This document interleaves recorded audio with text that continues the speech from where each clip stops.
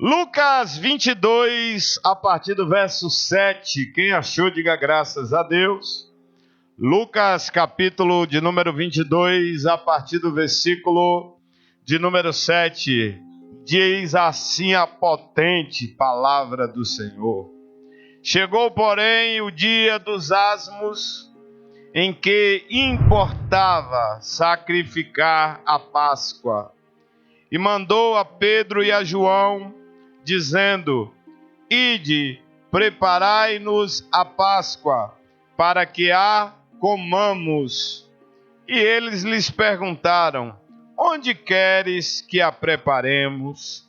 E ele lhes disse: Eis que quando entrardes na cidade, encontrareis um homem levando um cântaro d'água. Segui-o até a casa em que ele entrar.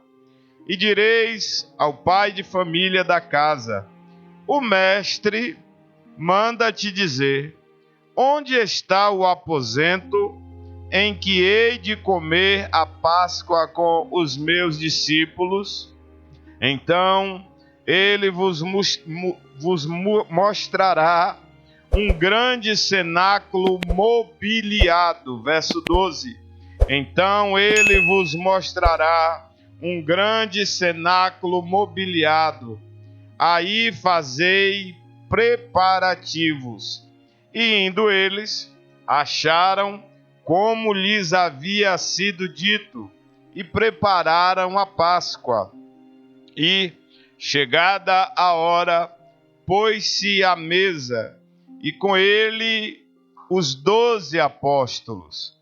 E disse-lhes: Desejei muito comer convosco esta Páscoa antes que padeça, porque vos digo que não a comerei mais, até que ela se cumpra no reino de Deus. Somente até aí. Vamos orar. Soberano Deus, eterno e maravilhoso Pai, Senhor da glória, Deus amado, Deus justo, fiel, verdadeiro, bendito para sempre seja o teu santo e o teu glorioso nome. Deus, em nome de Jesus Cristo, viemos aqui para ouvir a tua voz, por isso te pedimos: fala conosco, Senhor, abre o nosso entendimento, amplia a nossa compreensão, que a tua palavra, Senhor, venha nos convencer do pecado, do juízo e da justiça, para que possamos, ó Deus, mudar a nossa caminhada e possamos, ó Deus, te encontrar verdadeiramente. Pai, em nome de Jesus Cristo, fala conosco. E o povo de Deus diz: alguém aqui pode aplaudir bem forte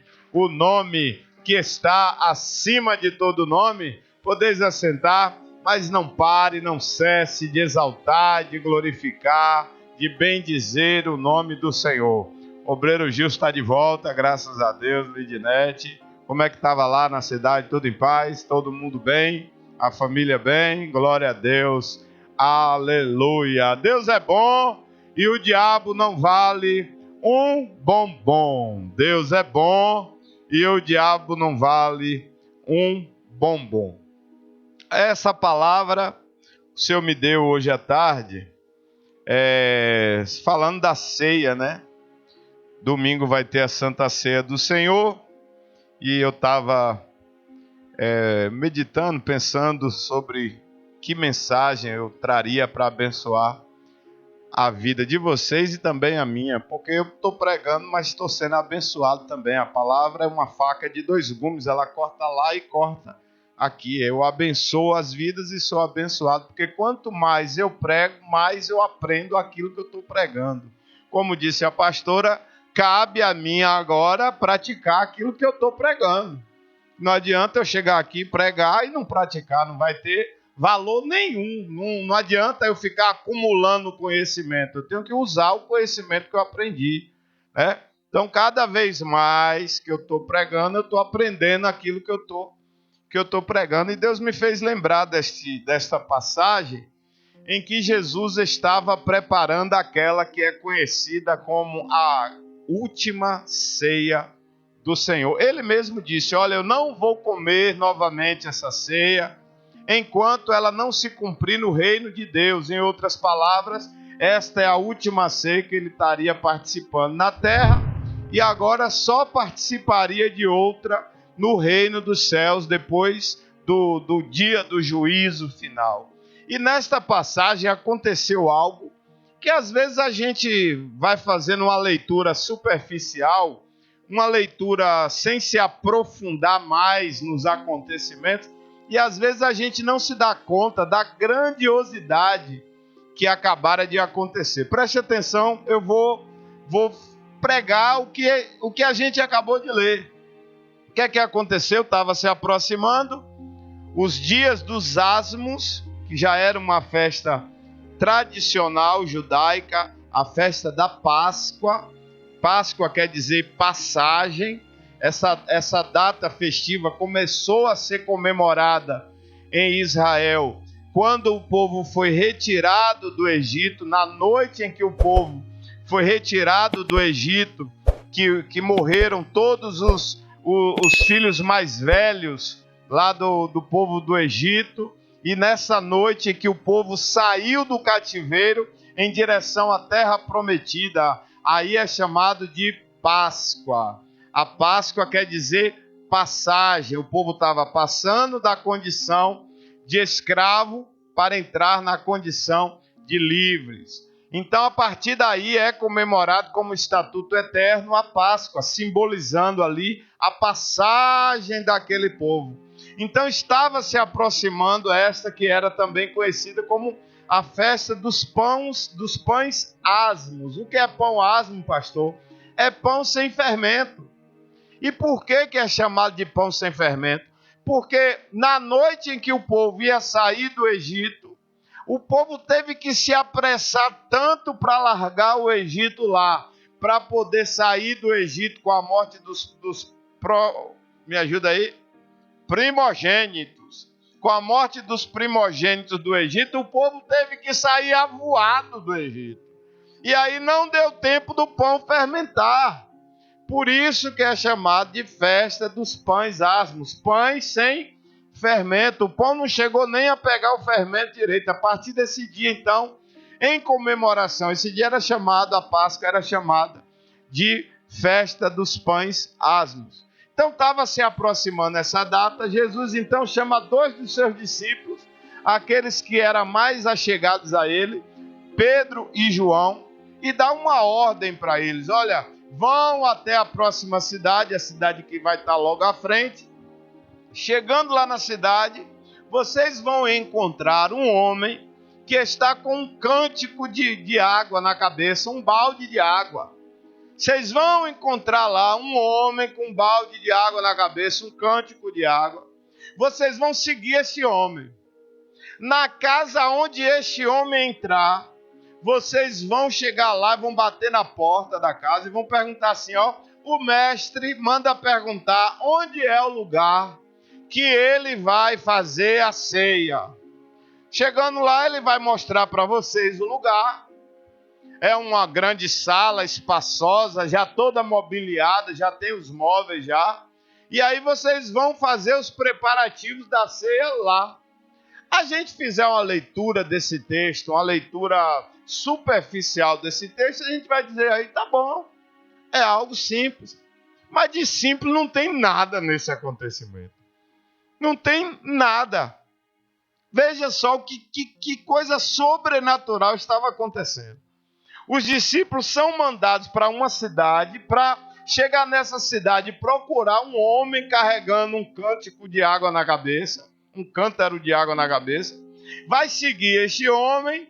Na casa onde ele entrar, eles vão chegar lá, vão dizer assim, cadê o lugar para fazer a ceia? Gente, que loucura isso! Que loucura! Quer ver que é loucura isso? Se alguém fazer isso com você nos dias de hoje, muito provavelmente a resposta vai ser, eu não vou não. Eu não posso ir fazer, eu não posso fazer isso. Imagina se eu chego para você e digo assim, ô irmão, vai ali, lá na Rua Nova, o bairro próximo daqui, vai lá na Rua Nova, vai passar um homem com um balde na cabeça. Você vai seguir esse homem com um balde na cabeça. Na casa que ele entrar, você vai bater na porta e vai dizer assim, ó, pastor Luciano mandou perguntar aonde é o lugar que ele vai fazer a reunião. Você está entendendo o tamanho da loucura? Qual o sentido disso? Qual a lógica disso? Qual a probabilidade de algo como isso acontecer exatamente como a pessoa estava falando ali? Humanamente é impossível. Qual a probabilidade? Aí a pessoa vai. Primeiro, já é difícil a pessoa aceitar uma missão dessa. Oxe, o pastor parece que é doido. Manda eu ir num lugar, procurar uma pessoa que vai passando na rua. E se essa pessoa não passar na rua? Como é que você vai chegar lá e vai procurar uma pessoa passando na rua? E depois vai seguir essa pessoa? E na casa que essa pessoa entrar, você vai bater na porta e vai dizer assim: eu vim aqui sem ter nada combinado antecipadamente, sem ter nenhum tipo de acerto anterior entre eles, nada. Olha que loucura isso. Por isso que a gente tem que parar e examinar a palavra de Deus, porque de simples aqui não estava acontecendo, estava acontecendo algo aqui sobrenatural. De simples não tinha nada. O que estava acontecendo aqui era Jesus mostrando para os discípulos o quão poderoso ele é. Porque ele conseguiu prever que uma pessoa com um cântaro de água ia passar na rua e que aquela pessoa da casa iria permitir que a reunião acontecesse na sua casa. Presta atenção, se acontecesse isso com você, de repente você está em casa, bate uma pessoa na sua porta e diz assim: eu vim aqui que o meu mestre mandou eu procurar onde é o lugar onde ele vai fazer a reunião. Para a gente é fácil. Para a nossa geração aqui que conhece o nome de Jesus, é fácil. Mesmo assim, muitos não iriam deixar. O tanto de gente que usa o nome de Jesus em vão, o tanto de gente que usa o nome de Jesus para roubar.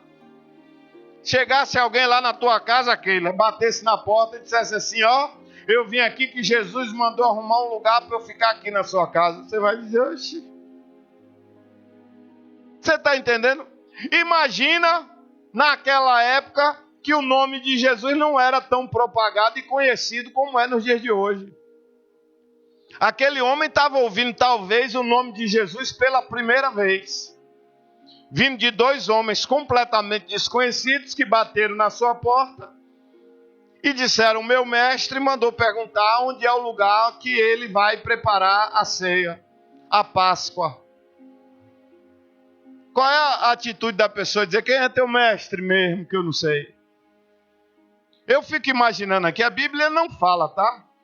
Eu fico imaginando aqui que na noite anterior, provavelmente, é uma fantasia, uma imaginação da minha cabeça, mas existe a probabilidade de realmente ter acontecido isso. Na noite anterior, o Espírito Santo visita o dono daquela casa em sonho e fala para ele: vai vir uma pessoa, alguma coisa Deus confirmou com antecedência com aquele homem.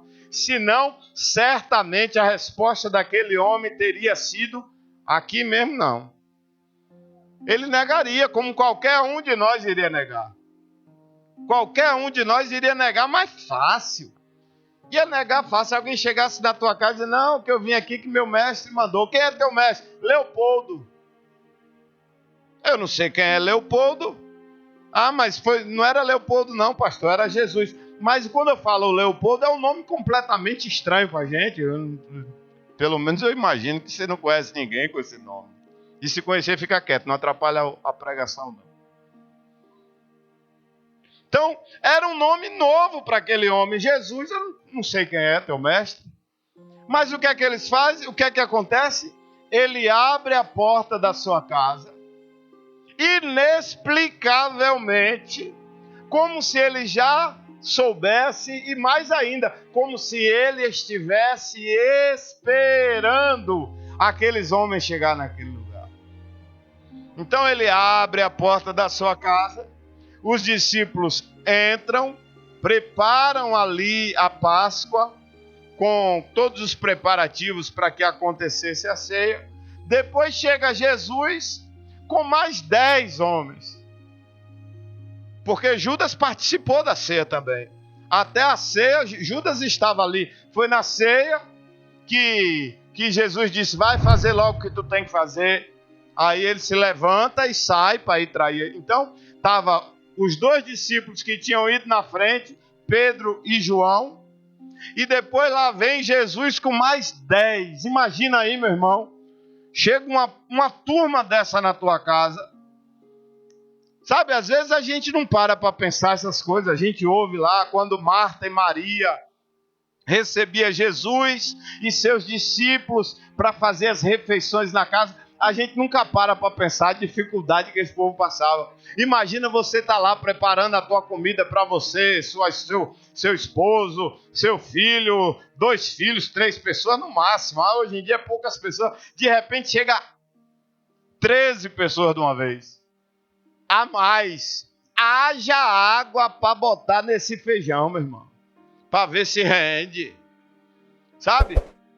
Qualquer pessoa, a não ser que fosse um restaurante, para poder chegar a 13 pessoas que não estavam sendo esperadas, de surpresa, e fazer as refeições ali, é complicado. A gente nunca para pensar na dificuldade que essas pessoas passaram. A gente lê o texto e acha que foi a coisa mais natural do mundo. Outra questão também que eu sempre fico meditando, quando Deus aparece para Abraão, aos 75 anos de idade, convenhamos, não era mais nenhum jovenzinho. Pessoa com 75 anos já tá andando com dificuldade. Esse dia o irmão José estava falando aqui que já estava aparecendo umas dor na junta. E olha que o irmão José é bem inteiro. Quantos anos, irmão José? 81. Ó, benção. Glória a Deus. O irmão José, no dia que a gente subiu no monte, deixou um bocado de jovem lá com a língua para fora. Meio palmo de língua para fora, o jovem mais velho que o irmão José. Então, com 75 anos, a pessoa já tem uma certa dificuldade para se locomover, já tem já não é mais nenhum adolescente, nenhum jovem. Aí Deus aparece para Abraão e diz, sai da tua terra, da tua parentela, da casa de teus pais e vai para a terra que eu te mostrarei. Que garantia Deus deu a Abraão? Nenhuma.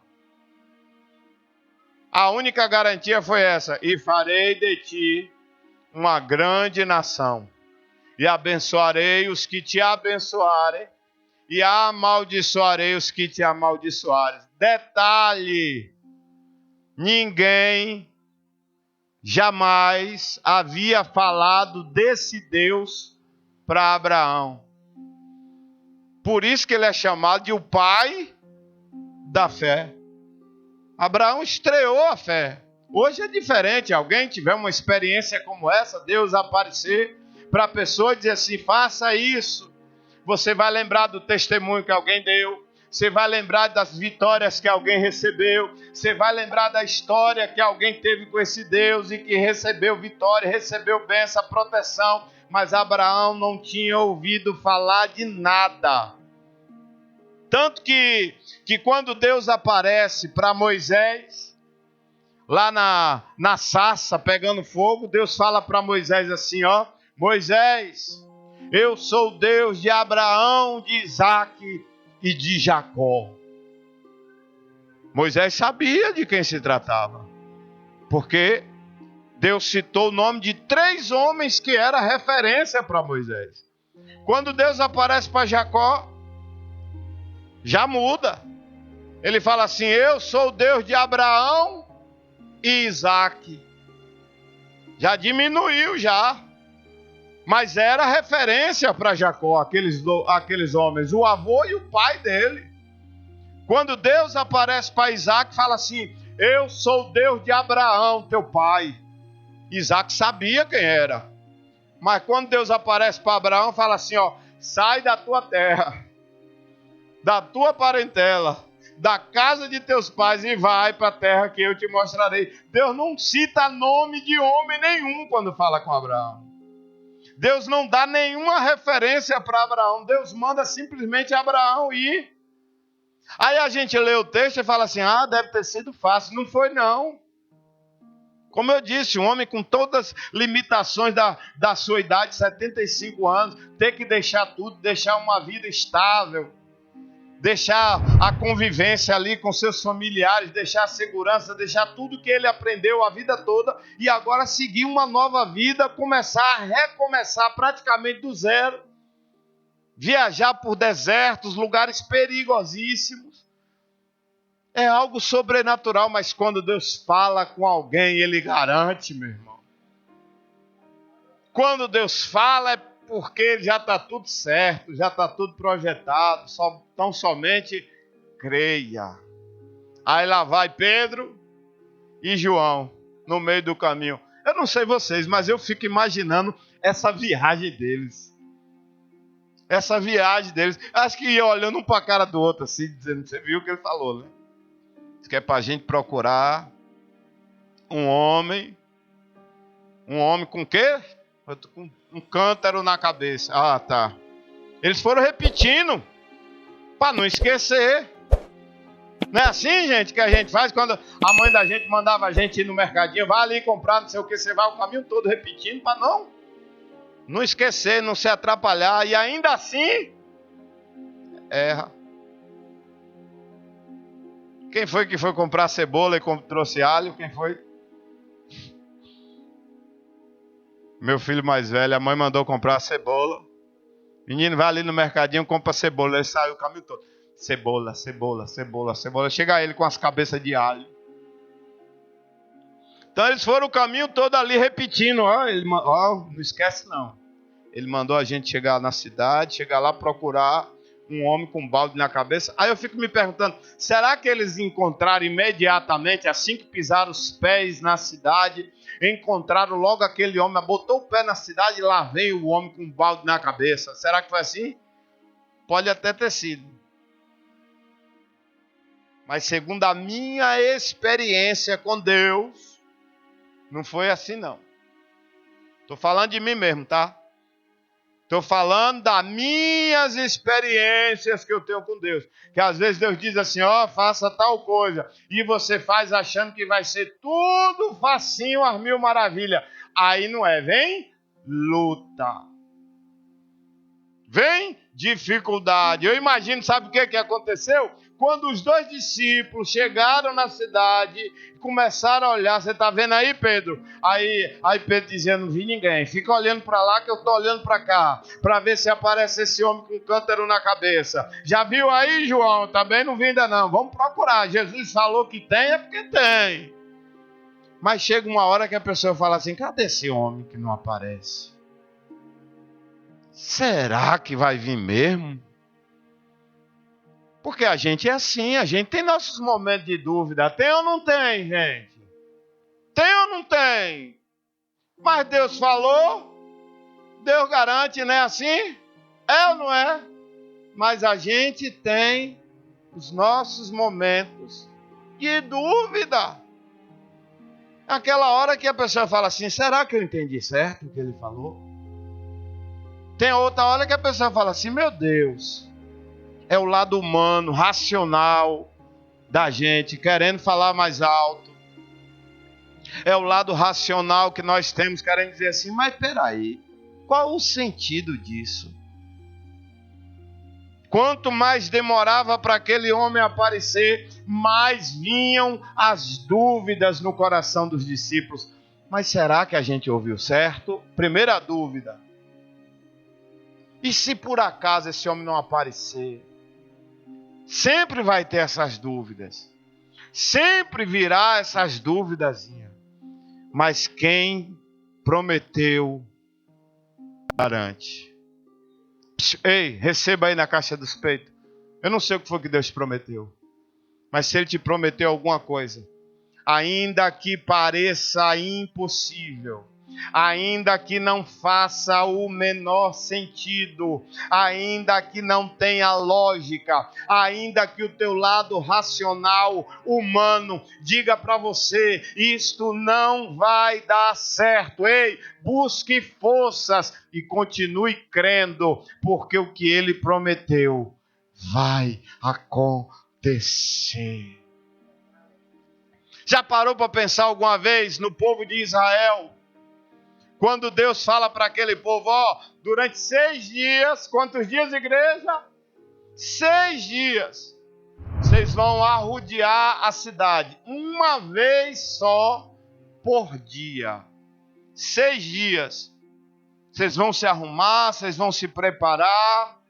Os levitas vão na frente, tocando as trombetas. Todo o povo vai atrás. Vocês vão chegar lá em Jericó, vão arrodear a cidade, vão fazer isso 6 dias consecutivos, um dia de cada vez. E no 7º dia, agora vocês vão dar 7 voltas no mesmo dia. E quando terminar a última volta, vocês vão colocar todo o ar no pulmão de vocês e vão gritar com toda a força que vocês puderem gritar, e o muro da cidade vai cair abaixo.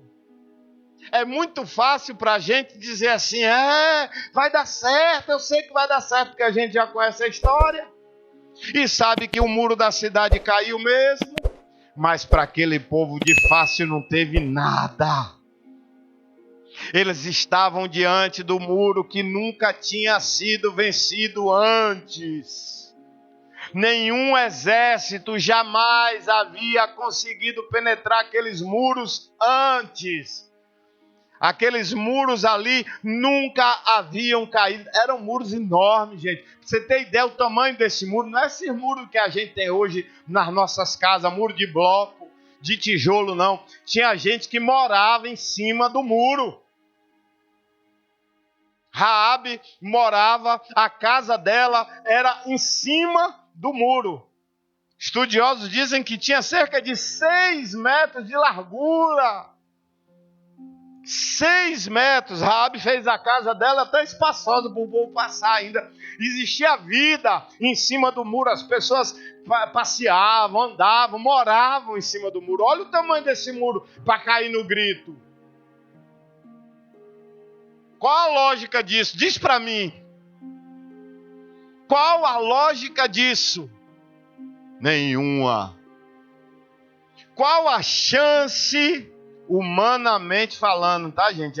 Abre o teu entendimento, em nome de Jesus. Abre a tua visão. Qual a chance, humanamente falando, disso dar certo? Qual a chance? Não é nem zero, é menos do que zero ainda, se é que pode ter algo menos do que zero. Nula. A chance era nula. Não tinha a menor possibilidade disso dar certo. Arrodear. E foi o que aconteceu? Eles fizeram exatamente como Deus mandou fazer. E no 7º dia deram 7 voltas. E na última volta gritaram com toda a força, tocaram as trombetas. E o muro de Jericó, até então impenetrável, invencível, porque essa era a forma de Jericó. Ninguém nunca vai conseguir transpassar este muro. E o muro caiu no grito. Gente, você está entendendo alguma coisa? Toma posse dessa palavra. Se eles tivessem usado o lado racional, se eles tivessem usado o lado humano, qual seria a atitude deles? Eu não vou fazer isso não. Não vou fazer não. Por quê? Porque o ser humano é assim. O ser humano quer saber qual é a chance daquilo dar certo para ele poder fazer alguma coisa. Fala sério, você faria alguma coisa que você tem certeza que não vai dar certo? Você vai fazer alguma coisa, você vai tomar a atitude de dar iniciativa de uma coisa que você não acredita que vai fazer? Mas eles fizeram, sabe por quê? Porque a confiança deles não estava no muro nem na ação que eles iam fazer, mas a confiança deles estava naquele que falou. Foi por isso que João e Pedro saíram de onde estavam e foram para a cidade vizinha sem ter nenhum tipo de garantia, assim como Abraão, sem ter a certeza que aquilo estava tudo para acontecer. Humanamente falando, eles não tinham certeza de nada, mas a fé ultrapassa o lado humano. Quem está entendendo alguma coisa? Aí eles foram. Fizeram exatamente como Jesus mandou fazer. Passa o homem. Ali, Pedro, ali, olha ali, Pedro. Eu sabia. Jesus não falha. Nunca falhou. Eu sabia. Ele falou o que era para fazer o que agora? Seguir ele. Vamos seguir o homem. E aí eles começaram a seguir o homem. Presta atenção. Eu gosto de imaginar as coisas. Quando eu estou lendo a palavra de Deus, eu fico imaginando umas coisas. Eu quero ir além do que está escrito. Eu quero tentar imaginar a situação. Primeiro veio a dificuldade para aparecer o homem. E agora, será que aquele homem foi imediatamente para casa? Será que a casa era perto? Talvez sim. E talvez não. De repente, eles viram o homem. O homem é aquele ali, ó lá, ó. O homem é aquele com um cântaro na cabeça. Vamos seguir ele. Alguma vez tu já teve a sensação de estar sendo seguido? Já aconteceu com você? Você está andando na rua e alguém começar a te seguir? Quem já aconteceu isso com você alguma vez? Uma pessoa que você nunca viu começar a te seguir? Já? O que é que acontece se a gente perceber que a pessoa está seguindo a gente? O que é que acontece? Ah, pastor, eu não sei, nunca ninguém me seguiu, mas tenta imaginar se acontecesse. Você está andando na rua, de repente você está aqui, ó, olha, tem duas pessoas te seguindo. A pessoa que está seguindo ali, quando vê que você parou, que você olhou, ela disfarça, ó. Aí você olha e fala, oxi. E se aquele homem com cântaro na cabeça morasse longe? Aí vem a segunda dificuldade. Porque além de encontrar o homem, eles tinham que seguir o homem. Muitos de nós talvez nem tivesse ido. Primeiro ponto. Eu não vou não. Não estou encontrando lógica nisso. Não está fazendo o menor sentido isso que ele falou. Porque a gente quer ser movido pela lógica, pelo sentido, pela razoabilidade. A gente quer ser impulsionado por isso. Se uma coisa não fizer sentido, a gente... Muitos de nós nem teriam ido. Outros tantos teriam desistido quando o homem demorou de aparecer. E outros tantos teriam desistido nessa hora, na hora de seguir o homem. Sabe por quê? Porque a gente é imediatista. Eu sou e você também é. A gente quer as coisas na hora. A gente não quer esse negócio de esperar. A gente não quer esse negócio, sabe, de passar por dificuldade. A gente não quer passar por essas lutas da vida, não. Jesus não prometeu? Prometeu ou não prometeu, igreja?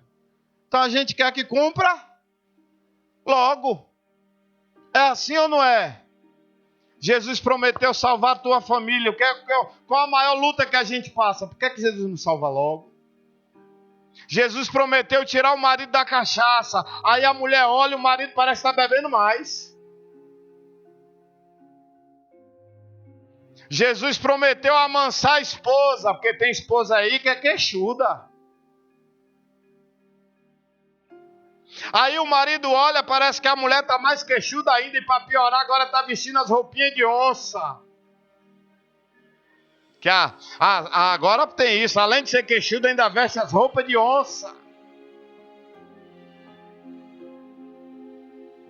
A gente está com pressa. Nós somos apressados. É ou não é, gente?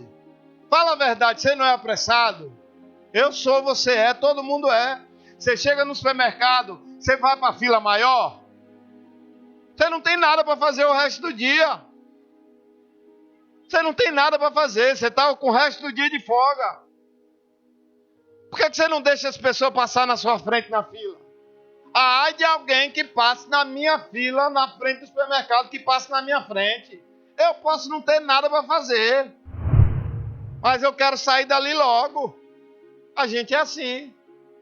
Aí você está na fila, de repente você olha para o lado, vem uma outra pessoa e passa na sua frente. A gente é desse jeito. A gente é assim. Aí agora eles tinham que seguir aquele homem. Não foi fácil não, gente. Assim também como não é na tua vida. Às vezes Jesus passa algumas coisas para a gente que a gente sabe que Ele é poderoso. Sabe ou não sabe, igreja? A gente sabe que Ele é poderoso. E lá no fundo, lá no íntimo da gente, de cada um de nós, a gente dizia assim: Jesus, por que o Senhor não facilitou as coisas? Ô Jesus, eu sei que Tu pode. Por que Tu não facilita as coisas? Por que as coisas têm que ser assim? Debaixo de tanta dificuldade. Aí Ele diz assim: no mundo tereis aflições.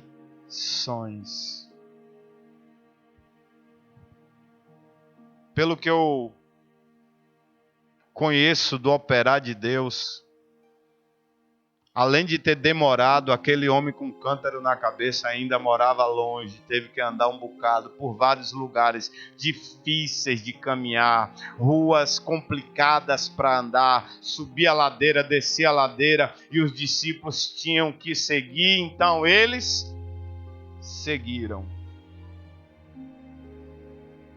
Quem sabe aquele homem não passou em outros lugares antes de ir para casa, para ficar mais difícil ainda, como foi o caso de Jairo.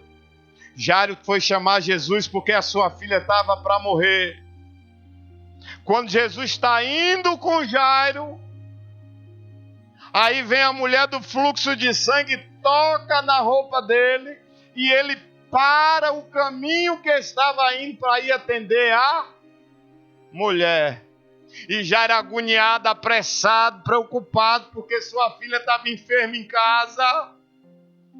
Porque a gente já é apressado, e quando a gente está precisando, quando a gente está agoniado, quando tem alguém que a gente ama precisando de um socorro, eu fico imaginando como Jairo não estava apressado.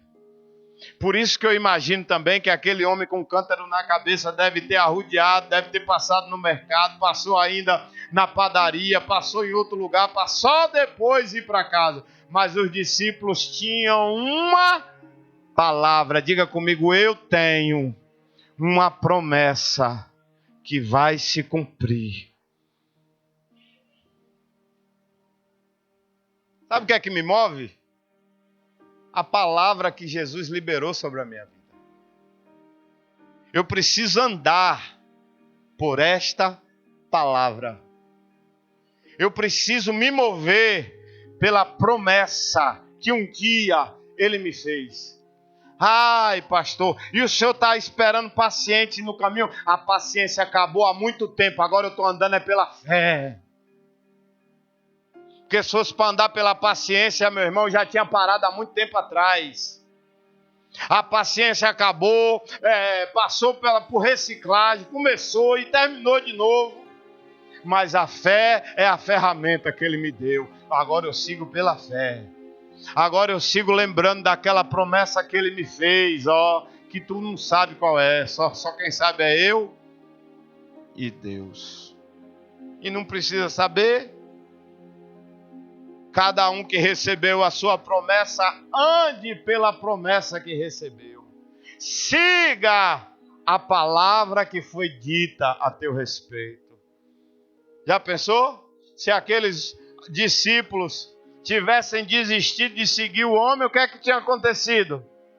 Não teria chegado no lugar que Jesus falou. Quem veio para o culto hoje aí, diga amém. Vê se esse vídeo é forte mesmo. A igreja parece estar dormindo, uma palavra forte dessa, capaz de ressuscitar até defunto. A igreja está... Toma posse, rapaz. Não deixe o desânimo tomar conta de você, não. Quem liberou a palavra na tua vida é fiel. Não precisa fazer sentido, não. Creia. Tão somente creia. Quem foi que disse assim, ó? Não te assombres, creia somente. Foi ele. Estamos chegando aí, ano de política. Vai aparecer gente prometendo um monte de coisa. Deputado estadual, deputado federal, governador, presidente, vai te prometer um monte de coisa. Por isso que a gente já anda, sabe, cansado. Já tanta promessa que fazem pra gente e não cumpre. Mas ele não é homem para que minta, nem filho do homem para que se arrependa. Por mais difícil aos olhos humanos que seja o que ele falou, creia e persevere. Continue seguindo a bênção, continue seguindo a promessa que um dia, menos dia, mais cedo ou mais tarde, vai chegar no destino que ele falou. Aí o homem com um cântaro de água na cabeça, finalmente chegou numa casa e entrou. Aí os discípulos disseram, a casa é essa que Jesus falou. Chegou a hora. Chegou a hora. Não. Ainda tinha mais um desafio a cumprir. Qual era o desafio? Convencer o dono da casa a liberar o espaço, a sua casa, para que os preparativos da Páscoa se fizesse ali. Quem já saiu de onde estava para seguir uma palavra que não fazia nenhum sentido para eles? Quem já foi para um lugar e esperar uma pessoa passar e depois teve que seguir aquele homem? Agora era a parte mais fácil. Era só bater na porta da casa, dizer o que ele mandou falar. Foi o que ele mandou falar? O mestre quer saber onde é o lugar que ele vai preparar a ceia. É o mais fácil, não é, gente? Não. Não é não. Era o momento principal. Era o momento agora deles tomarem posse do que foi dito. Mas nem por isso se torna mais fácil. Porque nessa hora a gente começa a lutar com a gente mesmo. Mas e se esse homem não deixar? E se o dono da casa não abrir a porta? A gente tem a palavra, a gente crê naquele que deu a palavra, mas a gente trava as nossas batalhas, e as nossas batalhas são cruéis conosco. Para mim e para você que está aqui de fora, só pensando no que estava acontecendo, é fácil, é só chegar lá e bater na porta e dizer, eu vim aqui que Jesus mandou e pronto. Mas eu tenho certeza que nesta hora, na hora de finalizar o que Jesus falou, foi a hora mais difícil do percurso. Porque é sempre assim na vida da gente. Toda vez que a gente está perto de receber a bênção, é a hora que mais passa na nossa cabeça a vontade de desistir. E o que é que a gente tem que fazer, pastor? O que o mestre mandou. Perseverar até o fim. Até o fim. Não pare em momento nenhum do teu percurso. Persevere. Aleluia. Agora eu quero falar do dono da casa. Falei do percurso dos discípulos. Agora chegou a hora do dono da casa. A pessoa está lá, Não está esperando ninguém. Não tinha marcado com ninguém. De repente bate na porta. Ele sai. Pois não? É o senhor que é o dono da casa? Sou. A gente veio aqui porque o mestre mandou a gente preparar a Páscoa. E ele quer saber aonde é o lugar. Aquele homem podia ter negado. Vários motivos ele teria. Teria ou não teria, gente? Olha o que é que ele fez? Ele abriu a porta. Os discípulos, primeiro os dois chegaram, fizeram ali os preparativos. Quando estava tudo pronto, chegaram os outros discípulos e o principal, Jesus. Eis que estou à porta e bato. Se alguém abrir, entrarei e cearei com ele e ele comigo. Mas tem que abrir a porta. Tem que abrir a porta. Esse dono da casa somos nós. E essa casa é o nosso coração. A maior parte da tarefa já foi feita. Foi ou não foi, gente? Os discípulos tiveram que vir de longe, tiveram que encontrar o homem com o cântaro na cabeça, tiveram que seguir aquele homem, tiveram que bater na porta e falar para um desconhecido. Mas agora é com a gente. Maior trabalho já passou. Maior trabalho foi de Jesus na cruz do Calvário. O sacrifício. O sacrifício. A mim e a você. Só nos resta abrir a porta e convidar ele para entrar. O que me chamou a atenção, Jesus disse assim, ó: a sala é ampla, espaçosa, já está mobiliada. O coração da gente. O coração da gente já está mobiliado. Já está ocupado. Já está cheio de coisas. Tá ou não tá? Diga a verdade. Quantas coisas a gente já tem no coração? Quantas coisas a gente já carrega no coração? Quantos sonhos que a gente não quer abrir mão?